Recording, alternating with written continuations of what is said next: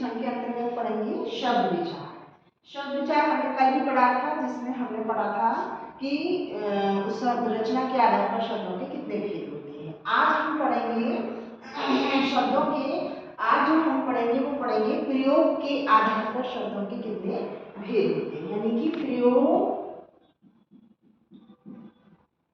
के आधार पर शब्द, प्रयोग के आधार पर शब्द, यानी कि जब हम शब्दों का प्रयोग करते हैं तो वो किस प्रकार से कार्य करते हैं उसके आधार पर पढ़ेंगे। यदि हम जब प्रयोग के आधार पर शब्दों की बात करते हैं तो दो प्रकार के शब्द होते हैं। एक होता है विकारी शब्द और दूसरा होता है अविकारी शब्द। अविकारी शब्द यानी कि प्रयोग के आधार पर हमारे सामने दो तरह के शब्द उपस्थित होते हैं, विकारी शब्द और एक अविकारी शब्द। अब आप देखिए विकारी शब्द, इसके नाम से ही पता चल रहा है जिस शब्द में किसी भी प्रकार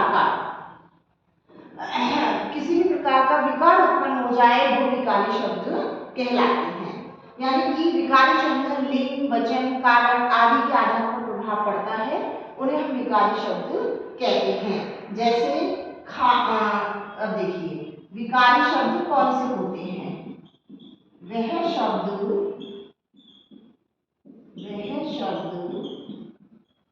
जिन पर लिंग, वचन, कारक, वह शब्द जिन पर लिंग, वचन, कारक का प्रभाव पड़ता है,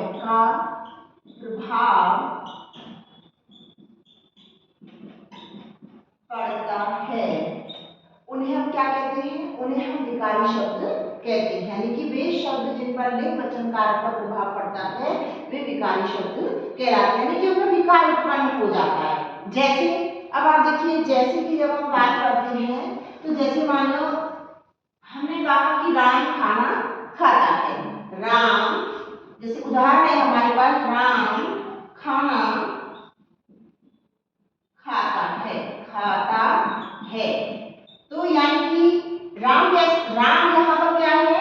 पुल्लिंग है, तो राम खाना खाता है, खाता शब्द आया। यदि राम की जगह सीता होता मान लीजिए, तो सीता स्त्रीलिंग है, तो यहाँ पर सीता खाना खाती है, यानी कि इस पर लिंग, वचन, कारक के अनुसार प्रभाव पड़ जाता है।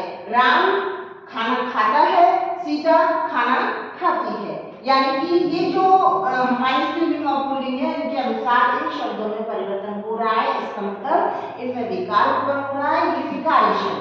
अब हम बात करते हैं अविकारी शब्द। अविकारी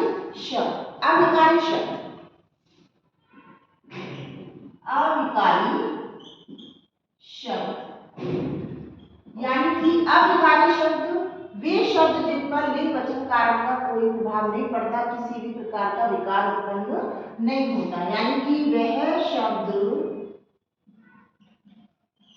जिन पर लिंग,